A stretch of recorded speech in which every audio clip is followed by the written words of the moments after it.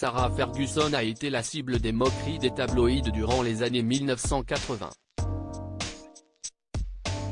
Jugée vulgaire, sans classe, trop enrobée, la presse britannique avait même été jusqu'à la surnommer la Duchess of Pork, en référence à son titre de duchesse d'York, comme le rapporte un article du Point paru ce jeudi 22 juillet. Des années difficiles pour l'ex-épouse du prince Andrew sur lesquelles elle a accepté de revenir dans un entretien accordé au magazine People. Parmi ce qui a été le plus difficile à encaisser pour la mère des princesses Béatrice et Eugénie, si est-il la comparaison incessante avec sa belle-sœur de l'époque, la princesse Diana. Nous étions positionnés en tant que saintes et pécheresses.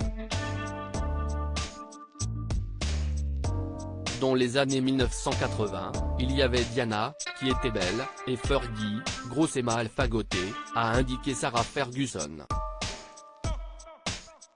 Et d'ajouter, nous étions juste là pour que cette presse gagne beaucoup d'argent. À l'époque, nous n'avions pas conscience toutes les deux. La chose la plus importante était de rester solides ensemble, et nous l'avons fait, peu importe ce que les gens écrivaient. De quel problème de santé a souffert Sarah Ferguson? Amie de longue date, si est d'ailleurs Diana qui a présenté Sarah Ferguson à son futur époux, le prince Andrew, les deux femmes ont su rester soudées face aux attaques répétées des tabloïds. Diana et moi avions nos propres problèmes de santé mentale et nous avions l'habitude d'en parler, a confié Sarah Ferguson à People.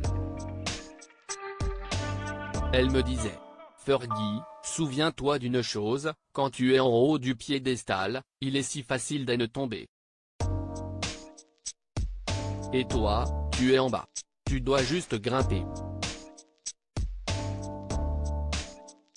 Elles se sont également serré les coudes au moment de leur divorce face au clan des Windsor.